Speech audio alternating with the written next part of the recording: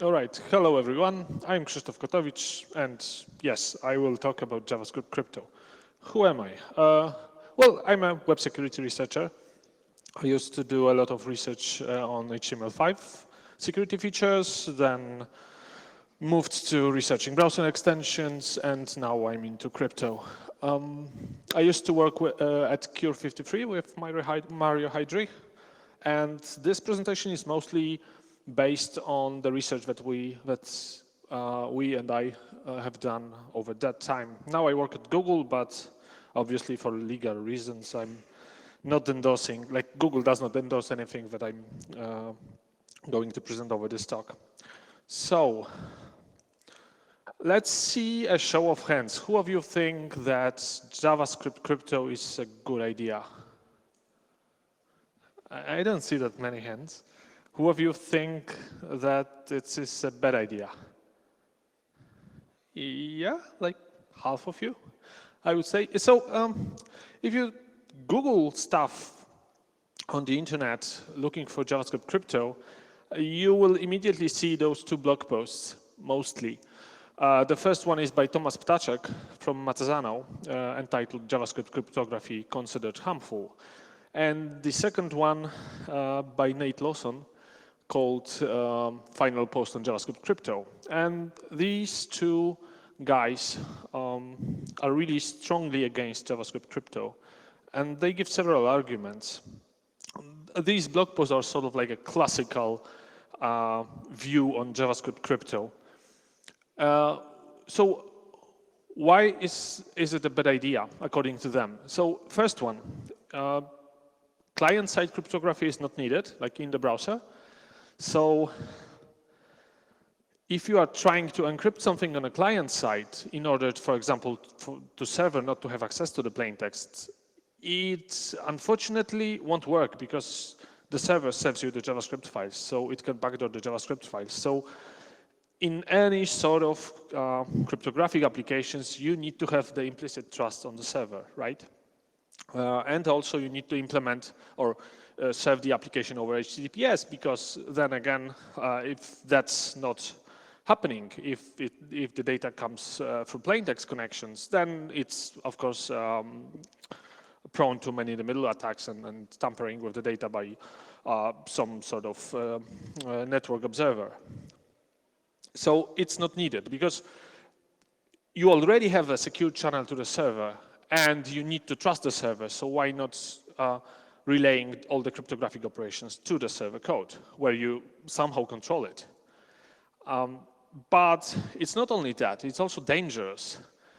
It's dangerous because there's this thing called cross-site scripting, so pretty much very popular flow in web applications. And for crypto code, obviously, executing attacker's code in the same sort of namespace, let's say, is like destructive immediately. Like attacker can, for example, extract keys, plain text, and whatnot, like basically circumvent any sort of cryptographic operations.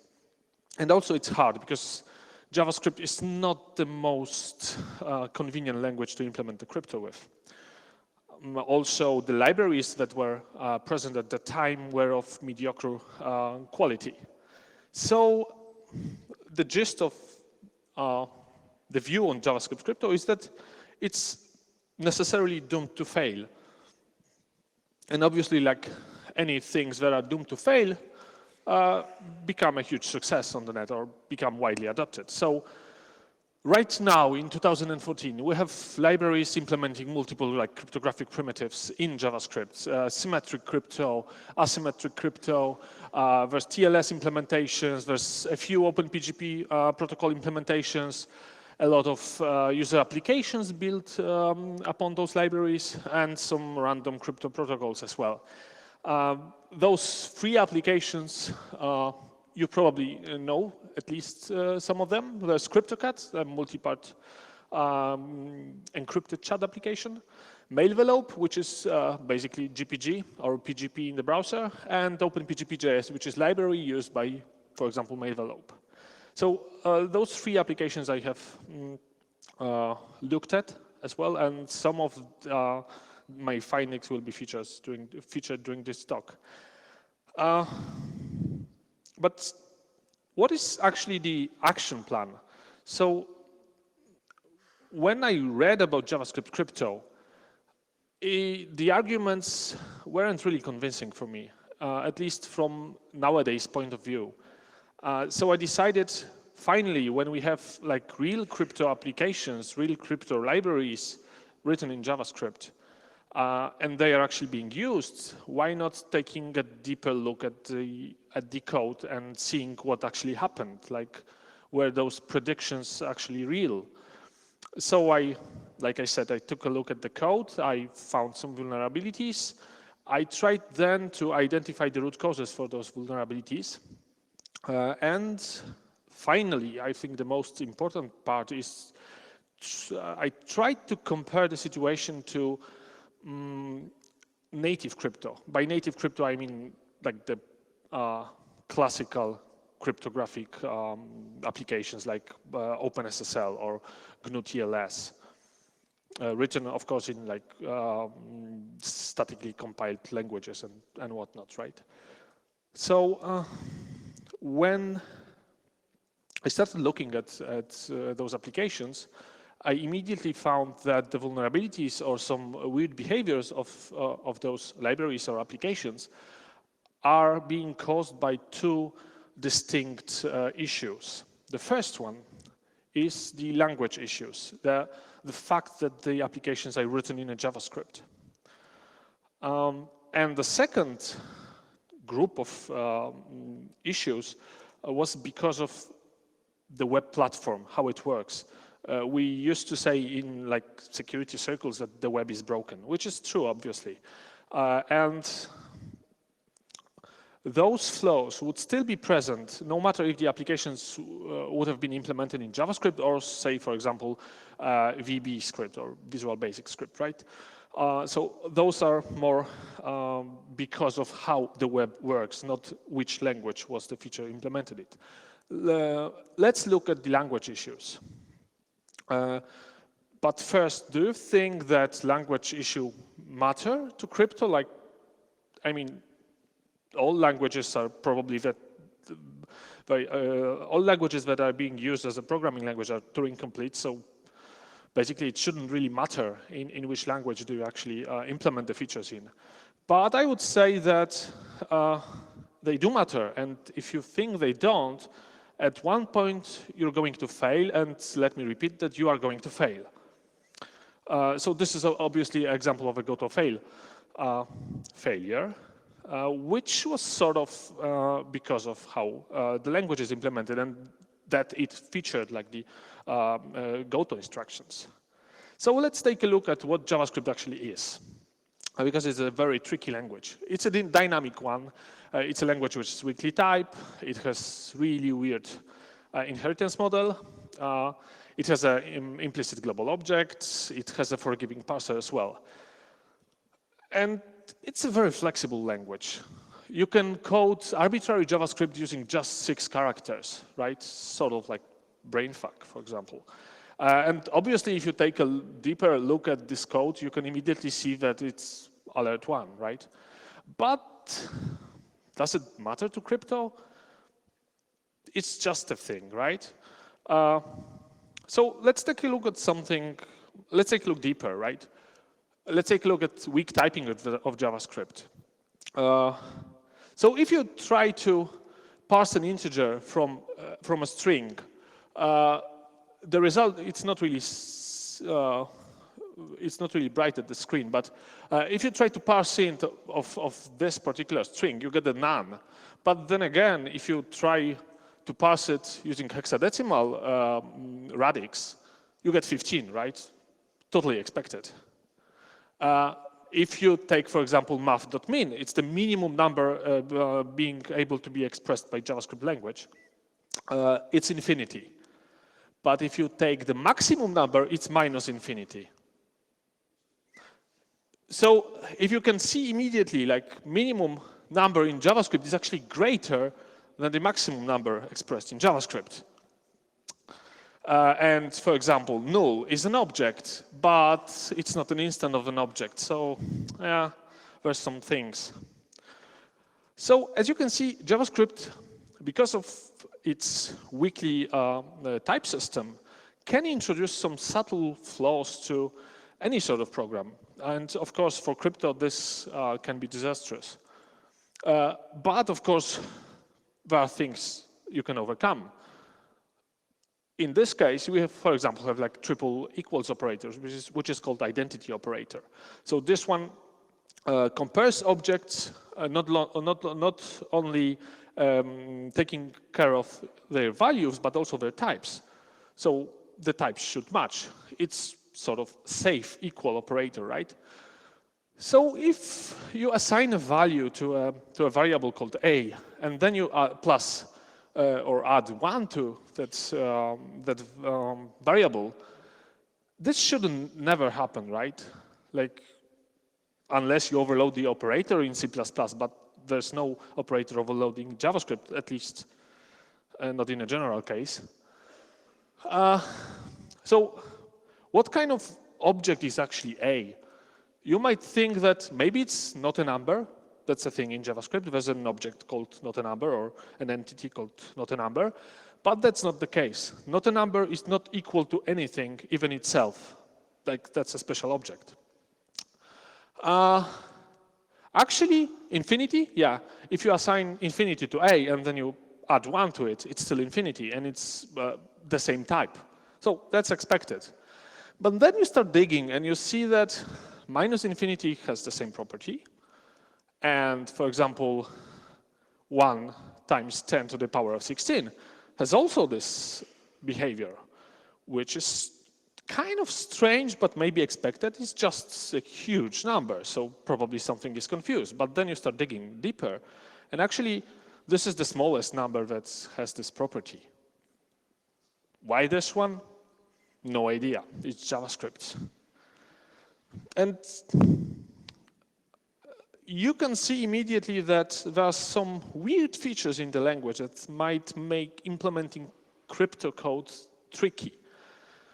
So crypto is based on bits, right? It's a lot of operations are actually like XORing, shifting bits and whatnot. So let's take a look at how JavaScript implements bit shifting. So if you have all numbers are actually floats in JavaScript, that's an implementation issue. So if you have number 1 and then you try to left shift it by 31 bits, you get a huge negative number, which is sort of expected. But then you shift it left 32 bits and then you get 1. So you shift it 33 bits, you get 2. You sort of like overflowed the whole thing. But then you start shifting it left 31 bits and then left another one, which should be something like this, should be 1, but it's actually 0 because of the precedence of the operators. So you try then shifting it left 31 bits and then right 31 bits and you get -1. And we actually have, in JavaScript, we have triple right shift operator, which is unsigned right shift. So if you shift left 31 bits and you shift right unsigned 31 bits, you get 1 back again. So yeah, tricky. Okay, magic property. This is something that was actually a vulnerability, what caused the vulnerability. So there's a CryptoCat. It's a multi-party chat application. In order to exchange messages with someone, you need to get their public key and then derive some shared secret with them in order to symmetrically encrypt the communication. So CryptoCat, whenever somebody new joined a chat room, it executed this kind of code. So what does this code do? It checks whether there's an array called public keys. Well, it's not an array, it's an object, but it doesn't really matter. So there's a storage for public keys. And based on the sender ID, it checks whether I already have a public key for the sender. If I do, that means I probably have a shared secret anyway, and I already talked to this person, so there's no sort of key exchange to be done. So if there is no key for a particular sender, Then I will just store it, whatever he sent me over the wire, and then I will generate a shared secret for this sender. So this is the sort of key exchange part. But then, when somebody sends an encrypted message to me, I need to decrypt it. So I'm looking for a shared secret of the same sender. And if it's present, if it exists, I will just authenticate the message, I will check the HMAC, and then decrypt using the actual encryption key. Looks sane in sort of any language, mostly, but it's JavaScript. And we have magic properties. And there's a magic property called __proto__. And this particular property is always present in an object. So you have an object, an exemplary object of, let's imagine, two public keys for two senders, one called 1 and one called and another one called 2. And those are, of course, arbitrary values. But then again, there's a sort of invisible property called proto, and it's always there. And if you try to evaluate this as a Boolean value, it evaluates true. Because in JavaScript, an empty object, which is the value of the proto, because the proto is the instance of the prototype of the object, which is an empty object in this case, evaluates to true. So let's see what happens when a user called __proto joins the chat. So first, we are checking whether there is a public key for this sender, for this user. This one is public keys proto, which evaluates to true, so I never generate a shared secret with them. But then again, if that user again sends something encrypted to me, I'm checking whether I have a shared secret for user proto. Of course I do, because it evaluates it true. But then I start inspecting on that object here. And this one is actually triggering an error, because the empty object does not have an HMAC property, nor does it have an MSG property. So what happened is that user __proto broke the chat for everyone else. It just stopped working. It was a sort of denial of service vulnerability in CryptoCat because of implementing that in JavaScript. But that's not really unique to JavaScript. Magic properties are present in various languages. For example, in Python. Python has a lot of magic properties on various objects. And for example, I demonstrated how to kill an application basically by deleting an attribute by using the magic property for Python application used on apt engine. So this is not something unique to JavaScript, actually. But then again, we have something called silent errors. So what happens in JavaScript if you try to access an index of an array outside of its bounds? You silently get undefined in return, which is way better than C, for example, when you just get, whatever was there. Can it be a vulnerability? Let's see in a moment. JavaScript also natively supports Unicode strings. So there's a very often used function called string.charCodeAdd and then index value, which is used to sort of like an OR function in multiple languages. You get an integer value out of a value of the characters stored at a certain offset in a string. The problem is, this is not something like in traditional, let's say, languages or languages without Unicode support, where the value would be from 0 to 255. It's actually a value which can be much greater if the original string was Unicode. And those two features, let's say, of the JavaScript actually led to a very beautiful attack which I dubbed 16 Snowman attack. It was an attack discovered by Daniel Bleichenbacher in one of the JavaScript AES encryption libraries. It's pretty tricky to explain it, but I will try to do so. So let's first look at how does AES cipher works. It's a block cipher, so it only operates on basically 16 bytes of the data at a time. And it's a multiple round cipher, so it performs similar operations a few times, a number of times. So usually you get the plain text, which is 16 bytes. Then you, well, you derive a key for the round of operations, which is also 16 bytes long in the end. Then you perform a few operations in a loop, each time having a different round key applied. And then you perform some final round, just misses one of the operations. And then you get the ciphertext. Of course, similar things in reverse happens when you decrypt the ciphertext. One of the important steps in the AES encryption and decryption process in this particular attack is the sub-bytes function. Essentially, it's a very simple function. So you have 16 bytes, and you look at them 1 byte at a time. So let's imagine that the first byte is 19, first byte of the plain text block. You have a constant values of 256 values, and you just look for an offset which is 1 and 9 in here. And at the and this particular offset, this is called the S-box table. At this particular value, there's a D4. So you replace the first byte with D4, and you repeat that 16 times.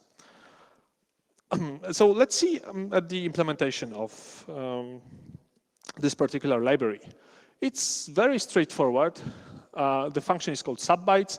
It accepts a state, which is 16 bytes, and an S-box, which is an array of those 256 values. It's a constant for the whole algorithm. It doesn't depend on the key. And if you actually try to encrypt instead of 16 characters long string using ASCII characters, one of the characters is a Unicode value, in the state, you will actually get values or elements of the state array will be more than 256. So when it tries to find the value in the S-box table, it will actually silently return undefined for every byte which was Unicode. And what happens now is after the function, you will get the state of the cipher, which is 16 undefined values. So you immediately sort of broke one element of the first round of the cipher. But that's not all what that happens here. So then you have another step used in the AES rounds. It's called a mixed columns step. And then again, you get those poisoned 16 undefined values passed as an input. But the mixed column steps actually does a lot of XOR operations. And in JavaScript, if you undefined XOR, undefined XOR 0, you get 0 in return, because why not? And what's the effect of this? After just almost at the end of the first round of the AES cipher, no matter what you were trying to encrypt as a plain text, if the attacker supplied the Unicode values, 16 bytes of Unicode or 16 elements of Unicode values, 16 characters, you destroyed the whole state to 16 bytes. Then it repeats a few times, and you get some ciphertext. But then again, there comes the decryption round. And the decryption round does the same operations in reverse. So in the last round of the decryption routine, you get those 16 bytes as the output. And then you just need to have the inverse subbyte, which is the same function, just being passed a different constant table. Also, this constant table is like constant for the whole algorithm. And then you just need add round key step, the final one. So this subbytes function for the last round of decryption gets 16 0 bytes. So obviously, for every of those bytes, it only returns the first value of the inverse S-box table, which is known because it's a public. It's known for an algorithm. It's actually 52 hexadecimal. And after that, there's an add round key step, which for this particular instance means that it actually XORs the 16 bytes with the AES key used for encryption and decryption.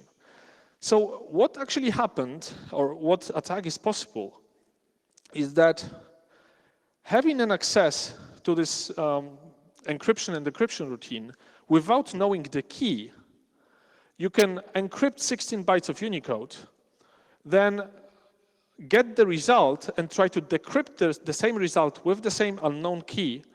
And in the end, you would get the actual AES key XORed with 16 0x52 bytes. So this immediately gives you access to the secret key used for this encryption. So yeah, that I could not even call it encryption in this particular case, right? So two subtle issues resulting in pretty destroying attack, like having access to the encryption and decryption oracle reveals the key, which is really bad in crypto. But is it unique to JavaScript? Or are those language issues unique to JavaScript? Well, not necessarily. So in 2014, so not that long time ago, we had a famous GNU TLS, so again, written in C, vulnerability, which was basically a certificate validation bypass. What happened? So when the attacker connected to the server, or when the attacker was to prevent man-in-the-middle attacks on TLS protocol, you usually need to validate the certificate of the server. And usually you perform various validations, the CA validation, whether the certificate was issued by a trusted authority is one of the checks. So there was this function called check if CA, and it was supposed to return as documented true or false if the issuer is a CA or not. So obviously if it's false, then it's a fake certificate because the issuer should be a certificate authority. Unfortunately, it does not return true or false. It returns int. It's right there, like 2 lines later in the code. But C language has no exceptions. So usually the error values are just negative numbers, right? That's how you report to the calling function that there was some error condition. And actually this function, whether if the certificate validation was invalid, it just returned -1. It's pretty easy to trigger an error condition when you control all the input to the function. You just submit the certificate which, say, has an invalid hash value, right? So this function to the caller would return -1, and it was only compared to, or the caller assumed that it would return, if it returned 0 value, then it would abort the whole verification. So any value other than 0 would mean that the issuer is a CA, so perform for a validation and eventually accept the connection. So this subtle issue, like not having access to the exceptions or a separate error object, caused a really serious vulnerability in the library, which is not apparently written in JavaScript. It's used by a lot of projects, and it was assumed trusted. To sum up the language issues, I agree, JavaScript is a really tricky language, but the issues that you may encounter while using those weird features are not really unique to JavaScript. And you can actually, it's a good message, you can overcome all those issues. Right now, there's several attempts of enforcing the strictness of the language, like ECMAScript 5 strict mode, for example. There's also type enforcing, not in the language itself, but in the compilers for those languages. Right now, there's quite a few languages which compile to JavaScript. There's also a closure compiler which sort of enforce for you declaration of the properties and gives you all the Java-ish goodness to projects written in JavaScript. And also the usual boring stuff, which actually prevents most of the vulnerabilities. So all the development practices like unit tests, continuous integration, code reviews, all the boring stuff. Let's move to web platform issues. So crypto code is not just implemented in JavaScript, it runs somewhere. So where does it run? So JavaScript usually is run in a JavaScript engine like V8, SpiderMonkey, or whatever, Iron Monkey. There were a few versions of that. There's a few others. This JavaScript code runs in an execution environment, like, for example, in the browser renderer process, or somewhere in a server when we have like Node.js project, right? To this code, there's different APIs available. For example, if you run JavaScript in the browser, you have the DOM. If you run the JavaScript in the modern browser, you have Web Crypto API. If you run it in an extension, you have the browser extension API, and so on and so on. Also, there are multiple restrictions being placed upon the JavaScript code right now. For example, in the browser, you have same origin policy. You can also place content security policy. You can place the code in the iframe sandbox. There's some extension security policy and whatnot. And all those conditions affect what is the code allowed to do and how is it actually executed. And those conditions do matter to crypto. One really obvious example is XSS. So web is full of XSS, and it will probably be full of XSS for the next few years at least. You can think of XSS, obviously, as an equivalent of remote code execution. In this particular context, if you implement at least the crypto libraries. Of course, XSS can bypass any sort of guarantees to cryptographic code. You can replace a random number generator, you can exfiltrate the key, you can replace the public key for the attacker to actually encrypt the message to you, not to the intended recipient. And there are XSSs, even in the crypto code, not only in the applications that include the crypto code, but in the applications that are the crypto code. So when we took a look at Mailvelope, for example, this application used for implementing OpenPGP in Gmail interface as a browser extension. So usually when you test those kind of applications, there's an obvious vector. So, well, because it's a public crypto, OpenPGP, you know how to encrypt the message to a victim because you have his public key, but only he knows how to decrypt it, right? So you submit an XSS payload in the mail body, encrypted to the public key of the victim, and in the hope that the victim will decrypt the message and insert it in line using DOM XSS sync, and you just look for the result. And obviously, the result of most of the code that we have taken a look in its early stages just popped up in an alert. So obviously, you cannot trust this code to actually protect your, for example, key material. CryptoCat had the same vulnerability. Like in this case, the vulnerability or the actual source of the DOM XSS flow was in the username. So the most obvious scenario, you submit. There was a client-side validation, so you could modify the client code of your CryptoCat, change your username to a DOM XSS payload, and then join a chat, basically pwning everyone else.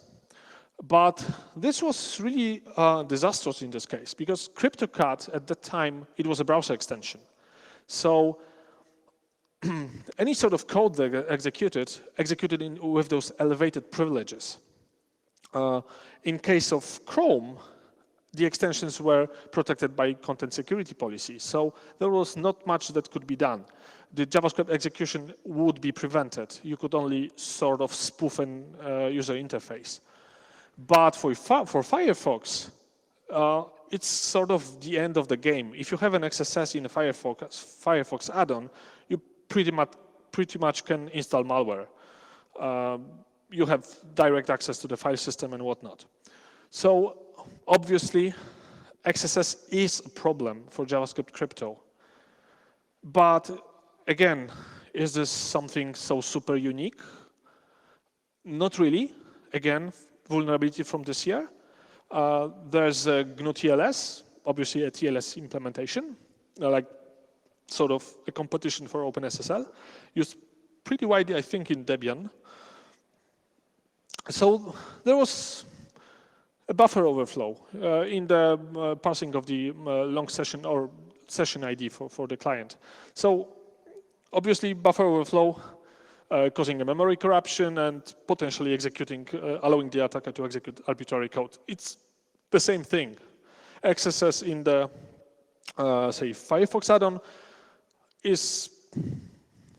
has the same consequences basically as executing arbitrary code, at least to the crypto code. Let's look at another thing. One of the often spotted vulnerabilities in JavaScript crypto code results from poor randomness. So a lot of applications, libraries use the age-old math.random function, which is supposed to return pseudo-random numbers. Unfortunately, those are being generated by a random number generator, which is not cryptographically safe. Specifically, you can recover the state of the PRNG and therefore derive the future random numbers being generated by it, even cross-domain. There was some research by Ivan on that subject. Instead, modern JavaScript engines have access to a cryptographically safe PRNG, which is usually accessed using crypto get random values function, or in the case of Node.js, crypto.random bytes. But we have access to a, say, strong random number generator, but it's very often, it's very easy, and it's often the case that the library authors or the software authors just relied on mathrandom. For example, CryptoCat again. CryptoCat uses this protocol.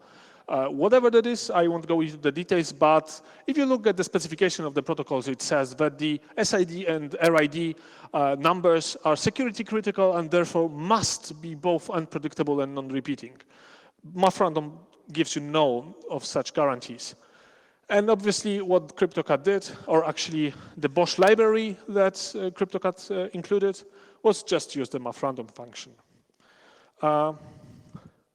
CryptoCat had another fun thing with random